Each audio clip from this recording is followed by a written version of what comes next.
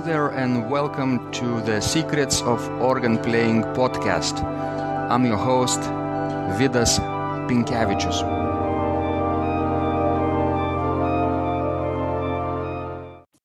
Welcome to Secrets of Organ Playing podcast number 122. Today is Sunday, November 26, 2017, and today's guest is a Swedish composer and organist Thomas Åberg from Stockholm. Most of his works are written for the organ and are characterized by their rhythmic joy, simplicity, and humor. He has stated that music must bring enjoyment without abandoning reverence, and as such, his style often uses the most basic of musical materials to create a discourse that is both spiritual and visceral. His music has been performed by organists at festivals throughout Europe, Asia, and the USA. He also tours regularly worldwide as concert organist with his own works. Thomas is a member of Society of Swedish Composers since 1986. In this conversation, Thomas Åberg shares his insights about his musical style and creative process and gives tips for organists who would love to begin composing but don't know where to start. You can find out more about Thomas and his compositions at his website, which is at abergmusic.com. Let's go to the show. Thank you so much, Thomas, for joining in this conversation. I'm so delighted to get to know you personally. I've heard so many fantastic things about your music from my friends, organists, James D. Hicks and Carson Kuhlman and Marco Lomuscio, who all know you very well and appreciate your input in your compositions and your importance in the organ world. Thank you so much for creating, and especially thank you so much for sharing your wisdom tonight. Welcome to the show. Oh, thank you so much for having me. And those organists you're mentioning here, they are big, wonderful supporters of my music, very important friends. At first we only had the professional contact, but after the years we become friends because we've seen each other. So I think it's so important, Thomas, that composers find organists and organists find composers, right? We find each other and support each other and spread the word and share the work with the world, so that our work gets noticed, right? It's difficult to compose in your room, in your studio, and hope that other organists will find you. It's very, very often the case that people need somebody to introduce them to you, right? So those friends are very important. Yeah, that's true. That's true. Most of the organists are most interested in the old classical stuff, and those composers are dead, like Bach or the French guy. Jean Guillou is still alive, but there are a group of organists over the whole world that are interested in contemporary music. And they also have they've been working for many years, they also created an audience who also are interested for modern music. That comes together. The organist creates the style of the audience. Yes. If you are a Bach organist and you only play Bach, you get only Bach listeners. But if you educate the audience about new music, you get a more vital audience demanding for hearing more modern music. I'm so glad that there are people like you who are still creating. They're not satisfying themselves with pieces that dead masters created centuries ago, right? And they want to continue this living tradition to the next generation, and you're one of them. Yes. I've been very blessed from the start, and I like this social part of being a composer. 50% of the joy is just making the music, to sit in your home at the piano, at the organ. 50% of the joy is the contact, the social part, contact with organists and listeners. Exactly. Yeah. So how did it all start, Thomas? How did you fall in love with organ composition and music? It was in the middle of the 70s, it's 40 years ago. You know, I was born in 1952, and, Yes. at that time, every kid had piano lessons. Every kid could play some kind of instrument.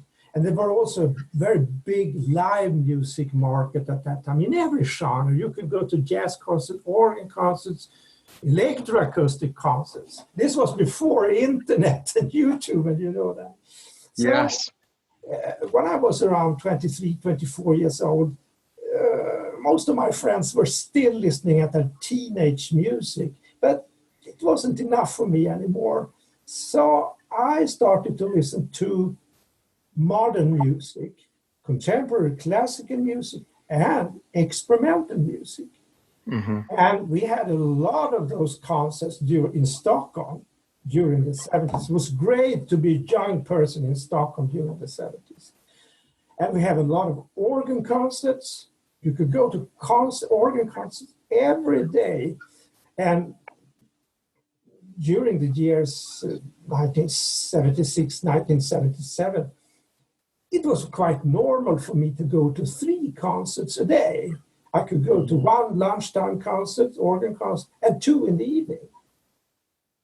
And the repertoire was very different from the organists at that time. I would like to say that they played 70% the old stuff, like Bach, the classical standard repertoire, but 30% modern music and instrumental music.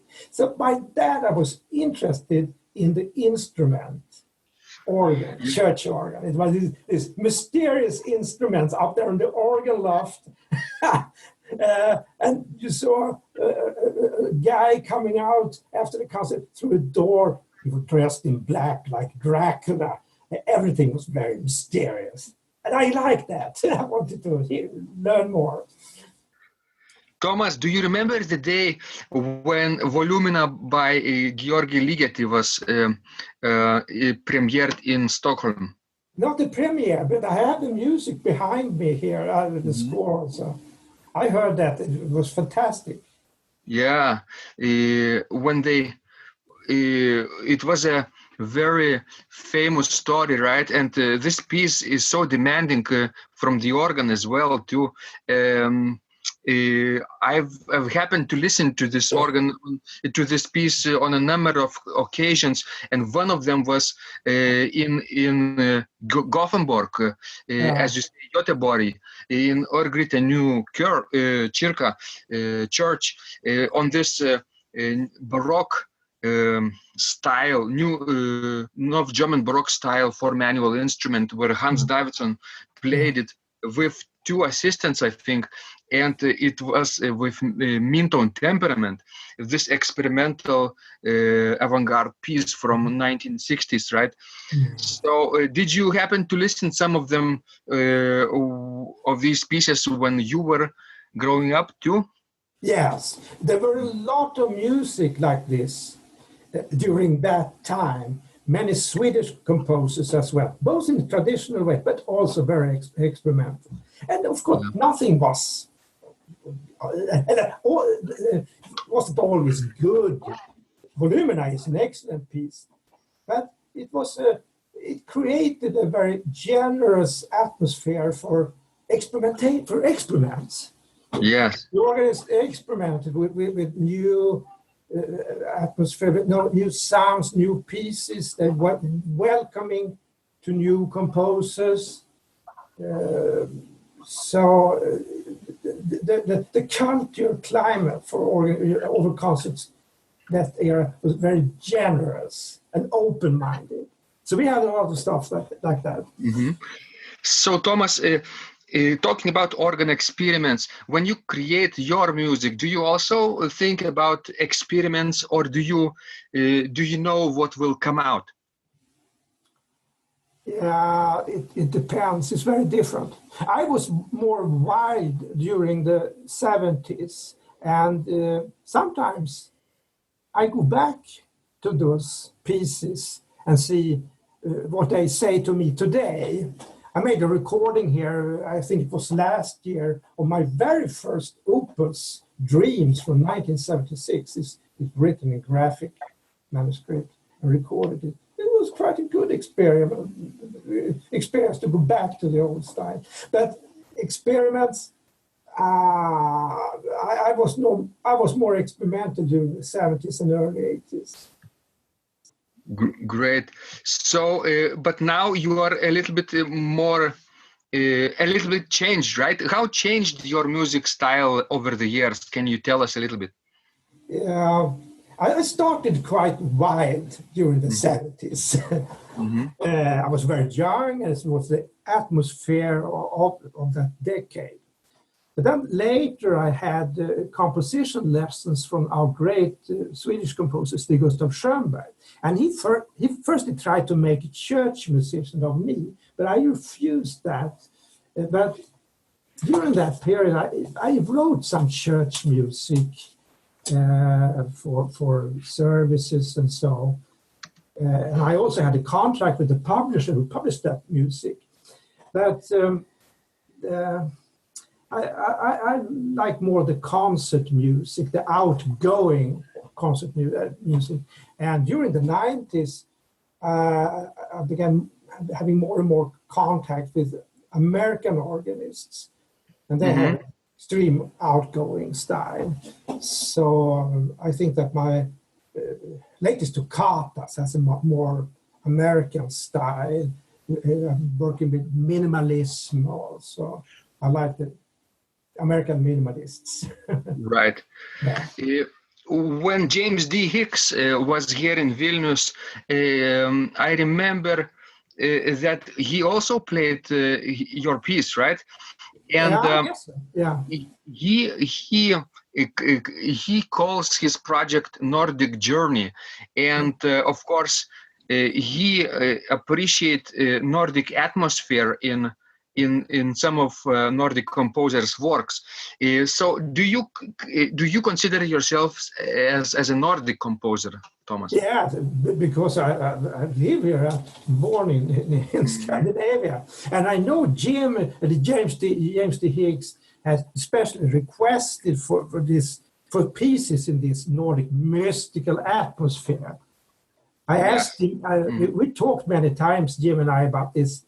What makes him interested in this Nordic music and this mystic atmosphere, elf trolls, all these Vikings, and so the piece I made for him, toccata number 13, I guess, it is about this Nordic mysticism. It illustrates an evening at the midsummer day we have here in Sweden. It's not a religious, it's a holiday. It's almost Bedouin holiday. All mystic things happens in nature, So I put a lot of work into that to get the piece that Jim likes. Right. So you mentioned toccata number 13. It's so interesting that you inserted this Nordic atmosphere into such a non-descriptive piece, right? Like a free improvisatory virtuoso writing style, which could be basically anything, motoric finger motion passages. But you also thought about Midsummer's festivity, right? Which is big. Yeah. So what specifically can you think about? What kind of Nordic elements did you put into this toccata? Do you remember? Yeah, I've been at many midsummer celebrations in my lifetime, so especially when I was young. So I remember this mystic atmosphere, the Nordic light, being out at night, at midsummer night. It is very mysterious.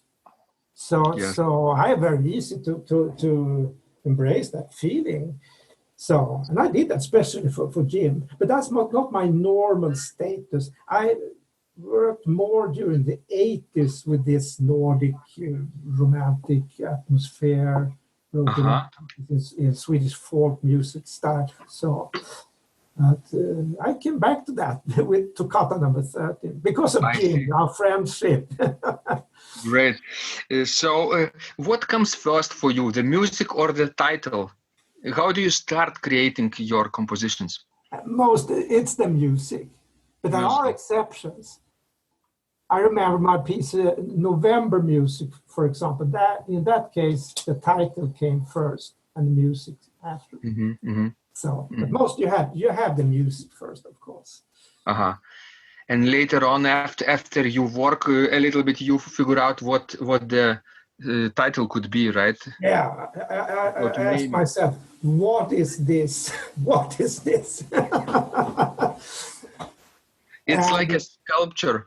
It's like a Michelangelo who did David, right? Sculpture of David.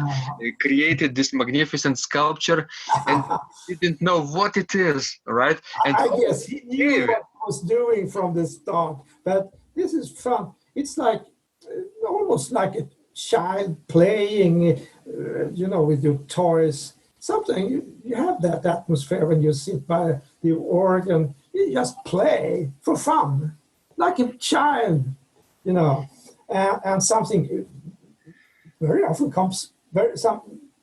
something good comes out of that. More often than you have a more intellectual attitude to the composing. So I liked your term, like a child's play, right? You have to be playful with your creative process, right? You don't have to be very rigid and strict. You have to let the fantasy going, right? Yeah. And kids are very good at this. Yeah, yes. My motto as composer, as you can read on my website, is feed free, have fun. And I often write that on the manuscript. It happens that the organists contacts me and ask, how shall we play this? Right. Many direct questions. I say, feel free, have fun. Surprise me. Oh, you are one of those people who give the freedom to performers, right? Yes, I invite the organist. To like a Swedish smorgasbord. Right. Yeah. Have fun, I say. Enjoy. Because there are some composers who are very particular about how their music should be performed, right? They have this ideal image in their mind, and they work very closely with organists, right, into discovering the correct registration, correct tempo, correct articulation, everything. Yeah. And you don't do that? No, not at all. I don't like it. It doesn't fit with my music. It's the same with registration. I've heard from organists going to my concerts here in Stockholm and say, "Hey, Thomas, you're playing different every time. You played different. You had a different registration last time. Which is right?" I say, "Both are right." Exactly. One day you will be in one mood to play, and in another day you will be in another mood, right? Yes. Because I played these pieces so many times, so I must have variation in temperament and registration and all that. So. Wonderful. So when people approach you for compositions, do you offer them some of the pieces, or sometimes do you create specifically for some organists like James? You should have asked Carson Coleman and James about this, Thomas Åberg having commissions, because then you will have a big laugh from them. Because I'm the only composer who doesn't take commissions, because when I have a commission, I get depressed and everything stops working in my head, and so I don't like commissions. So don't call me for commissions, because I get depressed. I have sleepless night. I have anxiety. And I told Carson and Jim this in Boston when we met 2 years ago, and they were both laughing loudly because it's very unusual for a composer. But of course, I made a few commissions. Right. But I was forced and did it with a lot of struggle. And I told myself I would not do it again. So you like basically to be free with your creative output. Yeah, 100% free. But it can happen this way. An organist can contact me and say, "Hey, can you write something for me? I would like to make a commission." No, I say. But maybe in a year or two, I write something for you as a gift. Right. That had happened several times. So maybe 2 or 3 years later, I come to this organist and say, "Hey, I've written something for you." So, how beautiful. How beautiful. Musical gift. What can be better for a musician, right? It's simply because my brain doesn't work under those circumstances. Being forced to use to make a piece in a certain time. Right. Yeah. Because people, when they ask for a commission, they have very strict ideas, right? What should be done, and how it should be done, and how long the piece should be, and which kind of organ, right? Wow. Yeah. And you would like to be kept free. Yeah. It's like inviting friends to dinner, but if friend starts calling you a week before, say, "Hey, we want that kind of food," you lose the freedom to prepare dinner for them in your own way. Exactly. So Well, I have many fun stories about this commission stuff. That's a great analogy with inviting guests for dinner, right? And they suddenly take orders from you. Yeah. So it's much more fun to surprise them. But I have many stories about commissions. That we take that another time. It's fun stuff. Fun. So Thomas, where does your inspiration come from? Inspiration. It very often comes from other composers. Either the composers I know or just are a listener fan to, and I have those composers who always give me inspiration. Meredith Monk, the American composer, New York based. Yeah. Her music is like injection of fantasy and inspiration. And also Steve Reich. I get a lot of inspiration from him. When you work, Thomas, do you wait for an inspiration to come, or do you just work and invite inspiration later? I work with the music every day, 2 to 5 hours. And when you work with your music that way constantly, you get a few ideas, not every day, but at least every week. But not a complete piece, but material to a piece. And I write it down or record it, so forth. Do you like working on several projects at a time? Or your mind cannot focus on multitasking? Maybe you sit down and complete one kind of project, right? One piece, and then go ahead and think about the new idea afterwards. Or can you do several pieces simultaneously? No, I can't do that. I work at one piece at a time. Yeah. But you have to work with several music things because I take care of all the administration. So I have emails and updates and website and recording. That I can do together with composing, but not compose more than one piece at a time. No, I'm not able to do that. Do you compose in the morning or late at night? I'm a night person. I'm a night owl. Night, okay. I have my best ideas after 10 o'clock in the evening and work between 10 and 2, 3 o'clock in the morning. Wow. Okay. That's Thomas Åberg. I see.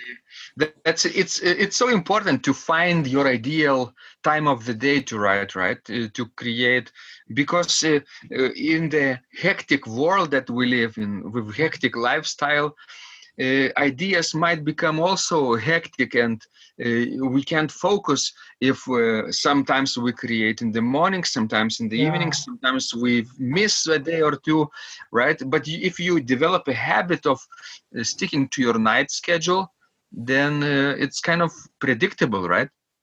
Yeah, I don't have so much stress around me, not in the evening. I sleep in the morning, but it's something about nights that I like a lot. I used to say, God only speaks to me, give me ideas at night. All right, good idea. All right. So, Thomas, what's the most challenging thing for you when you create? Or several ones?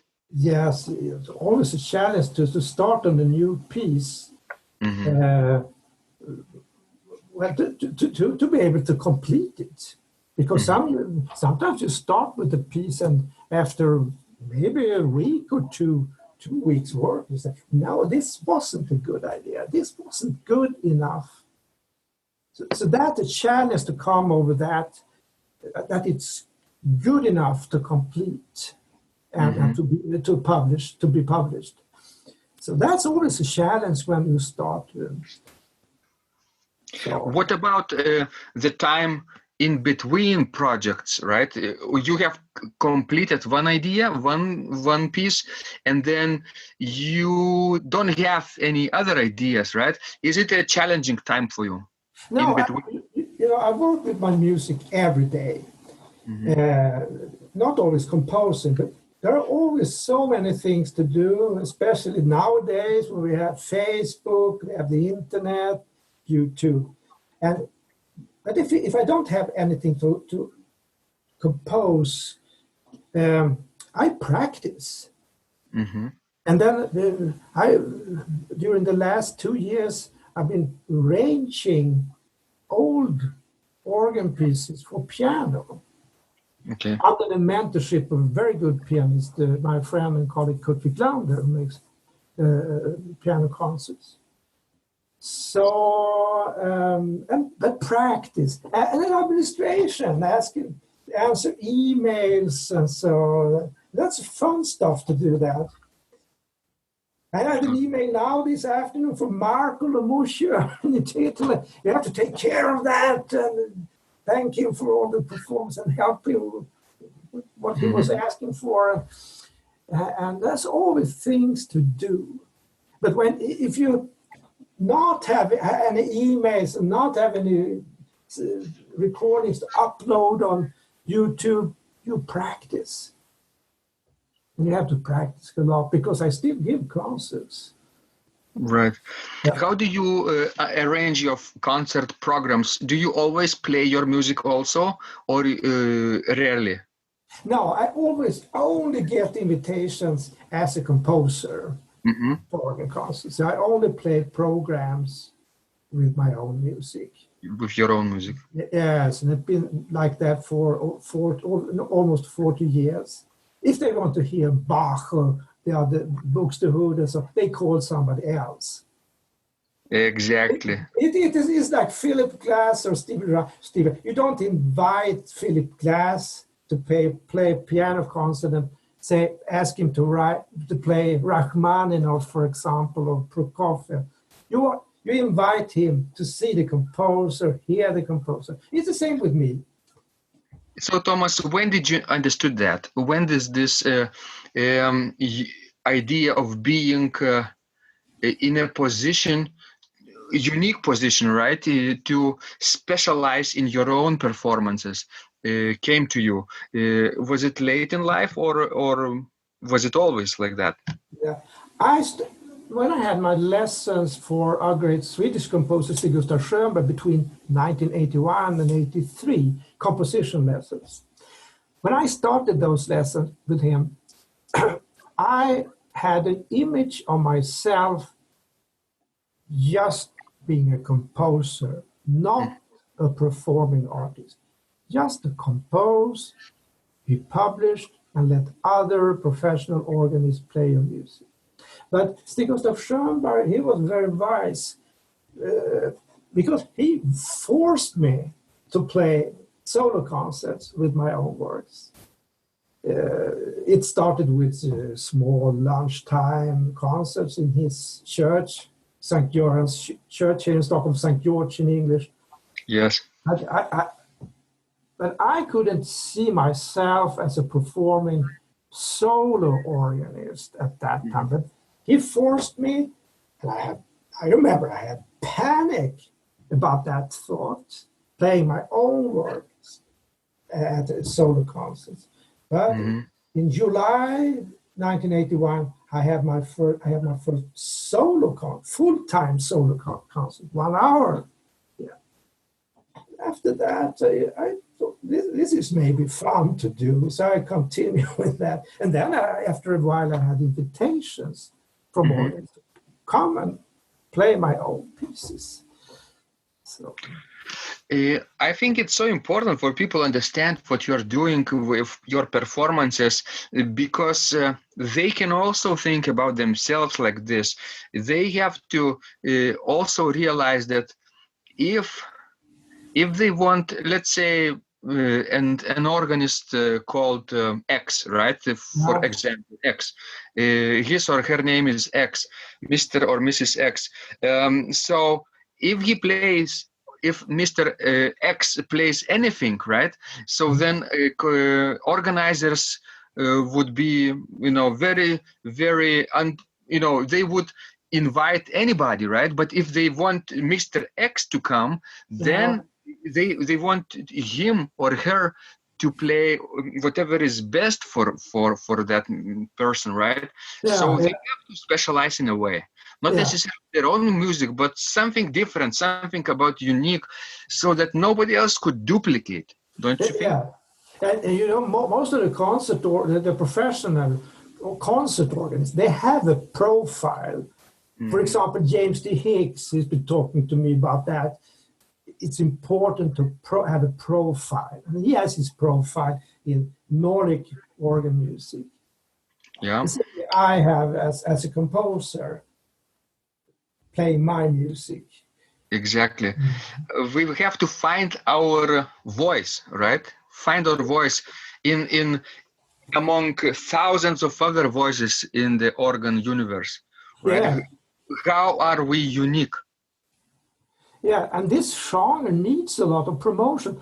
I remember Steve Reich, I read his biography, and he said when he started being a composer, when he was young, he understood from the very start that no ensembles in this New York area would play his music or soloist. So he saw the importance of putting a band together. So he created this Steve Reich band and played his music. It later became very famous. Today is one of the most famous composers in the world. Exactly. So it is because of promotion, or it's very important to promote your own work. Do you work with agents, Thomas, or you do everything yourself? No, I don't make enough money to having an agent. So that's because why I have so much work at home. I have to do all the emails and requests and so on. But I like it. But I have a publisher, Noteria, the big Scandinavian publishing company. So they help me with distribution of sheet music and all the requests that comes about that. So, but But I don't have any agent for me as a performing artist. Great. You then have to do many things, right? You have to wear many hats as a composer, as a performer, as a manager, right? As a communicator, public relations, right? You do everything, right? Even technology, you have to figure out how internet works, right? How to upload your videos on YouTube and SoundCloud, audio files. Yeah. So it is a lifestyle being a composer. You have to work a lot of time. It's very difficult to have normal relations like that because it takes so much time. So, but it's fun. It's like being Thomas, extreme golfer, tennis player, only interested in tennis. All your friends are tennis players or golfers. For me, all my friends are composers, organists. We only think of organ music. We are crazy. I've been meaning to ask you, Thomas, when you mentioned child's play and how the ideas come to you in a free way, right, in a playful way, do you think that improvisation is also close to your heart?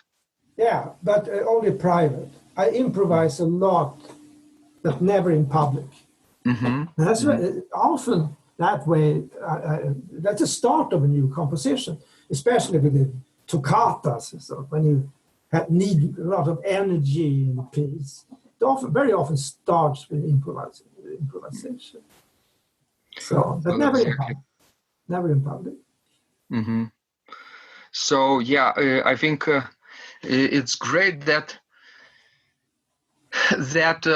the piece can be born out of this playful, spontaneous idea of touching the instrument, of experimenting with the sounds, right? And something will come out, definitely. You don't know what, perhaps, but something will if you just sit down on the organ bench. Yeah, yes. It's very funny. But you can see your profile as a composer even in your improvisation. I mean, you see, this is Thomas after all. It doesn't come out any George Ligeti, for example. So you still are Thomas. So even improvise. So you have your own style, my own language. Wonderful. So, Thomas, of course, a lot of people listening to us now will also be wondering how they can also start creating if they are, organists and they want to express their own ideas, perhaps in writing, right? Do you have some tips? How can they start composing? Well, I can give the same advice I had when I started to compose for Stig Gustaf Schönberg. Quite tough lessons. He start with miniatures because it's often very difficult to write miniatures, short pieces. It's a very good training to start being a composer, to start your career as a composer. Miniatures for the instrument you like, for the instrument you can play with. So write 3 miniatures in different characters. And you expand that. 5 years later becomes 3 toccatas. After 10 years, 3 symphonies. Okay. So you have to try out miniatures first, right? Minimal ideas. Yeah, because it's very difficult to write miniatures, but it's a good way to start. And I love miniatures. I remember that period. I wrote a lot of miniatures, and I was inspired during the early 80s to write for small pieces for small organ. Carson Kuhlman likes chamber organs, right? Yes, he does. Yeah, yes. So, I was advised at that time. I remember the organist at the Stockholm Cathedral at that time. He played my pieces very often. He said about miniatures, small pieces for small organs, that the contemporary composers at that time, this was in the beginning of the 80s, they are only interested in the big sound of the organ. A lot of tunes at the same time, forte fortissimo, like Ligeti. Yeah. But they forget the dynamics about small instruments. Like the instrument you were playing at in Sankta Gertruds here in Stockholm. Wonderful. So when a person creates some miniatures, very small pieces, 1 minute of duration, 2 minutes of duration, right? What kind of challenges are waiting for such a organist? Of course, you have to control the form very well, right? And be very concise in your writing, because your piece will end in a moment, right? What else? Yeah. Doesn't have to be like that. You can write like a sketch in a form of a sketch also, with open beginning, open ending. It ends in nowhere. That's also nice. So you don't have to be so strict and formal. Feel free, have fun. Remember that. Right? Feel free, have fun. You can end the piece with a surprise instead. Oh. So what about surprising endings? Do you sometimes end pieces in a surprising way, Thomas? Yes, I do. I don't remember now exactly, but I remember when I studied with Stig Gustav Schönberg, he was very focused on how to end a composition. That's exactly very often the most difficult. But I have some surprising endings in a fantasy piece called Or, for example, from 1996, and Marsh Babaku from 83. Surprising. And what does it take to create a surprising ending for you? If your listener expects, for example, your music to go up, you go down, right? Or so if the listener expects a dynamic augmentation, like crescendo, right? You suddenly can do diminuendo. Or am I wrong about this? How do you create surprise? You have to go against that expected things. I remember my first organ teacher, Tore Nilsson, during the 70s. He said to me, "You know what you shall do with this piece? Do the opposite way. Do not expecting. And good music, if it says forte fortissimo, if it's good music, you can also play it in pianissimo." You know, Glenn Gould worked a lot with those contrasts, interpretation, the Goldberg variation, like that. The recording was very fast. The last recording was very slow. So, being a composer, you must also go against people, the audience expect. You must surprise them a little. You should not kill them with surprises, but surprise them a little. It's like making food, a nice dessert with surprise. So, I've heard some writers who are, for example, writing novels, right, books, fiction, have this technique of creating multiple versions of their scenes. For example, if they want to surprise their reader in a way that they don't expect some action to occur, they create 10, 15 drafts or versions of that scene, or at least the scenarios of the scene, right? And pick the most unusual, unlikely one. Do you work this way too, with multiple drafts? No. It's not so normal procedure for me to work like that. But sometimes, in some pieces invites the composer to make surprises. Mm-hmm. Mm-hmm.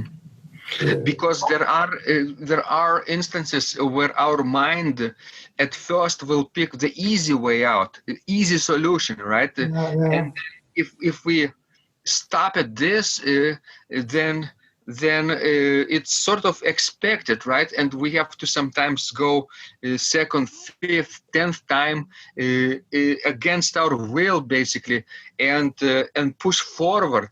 Right, even if we are exhausted mentally, right, and then something happens, and this unexpected element of surprise will come out. Yes.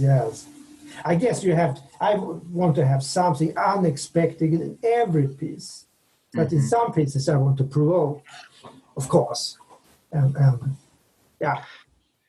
You can do the same with harmony, not on rhythm, endings or rhythm. You can do with the harmonization. Marsh Babaku from 1983 is a good example of that. Mm-hmm. You're surprised by harmonization. Okay, I will probably direct our listeners to listen to Marsh Babaku, right? Is it possible to listen to it online? Yes, Carson Coma made an excellent recording just last month in October. Excellent. So it's number one on my playlist at YouTube with Carson's recordings. So wonderful conversation, Thomas. Of course, people would like to get to know more about you, right, and about your music and your work. How they can find out more about you? Could you direct them to some place online? Yeah, it's just to Google my name. So, but my website is the center of everything. Abergmusic.com, and there you have links to YouTube, SoundCloud, Facebook, and link also to Swedish Music Information Center, which is very important if you want to have a look at the scores. Mm-hmm. Yeah, before you buy it, you have samples there where you can look at the music. So you have every information. Yeah, biography, highlights, everything. So a lot of links. Right. Also to my publisher, Noteria, of course, and Society of Swedish Composers. But great. So, Thomas, what are you working on now? What's your current project? Yeah, I just finished a new arrangement for piano, Toccata number 1, the very first toccata from 1981, which from the beginning was an improvisation, but the organist at that church asked me to write it down, and I played it many times, and even he was the first, per tune, now in Santa Clara, he was the first one to record anything on LP at that time. So that I went back to that piece now and made a piano version of it. But then I have also original organ piece I'm working with right now, minimalist piece. Great. So, Thomas, I wish you good health this and many years to come, right? So that you could keep creating and keep producing and keep, of course, sharing your work with the world. Thank you so much, Thomas. You're very generous. Thank you so much, Rita. It's very fun talking to you. And thank you for the work you are doing for the organ music. Wonderful. Thank you, Thomas. I'll make sure that our listeners will find out more about you from obergmusic.com, right? And say hello to you, support you, and of course, maybe say hello and maybe motivate to create even further. Yeah, and remember, feel free, have fun. That's my motto. If you liked this conversation, I encourage you to visit my blog, Secrets of Organ Playing, at organduo.lt, where you will find lots of insights, practical advice and training for every area of organ playing. You can subscribe to this blog for free to get your daily dose of inspiration and to be the first to know when any of my future podcasts roll out. I hope to help you reach your dreams in organ playing. I'm Vidas Pinkevičius. Thanks for listening, and I'll catch you online really soon.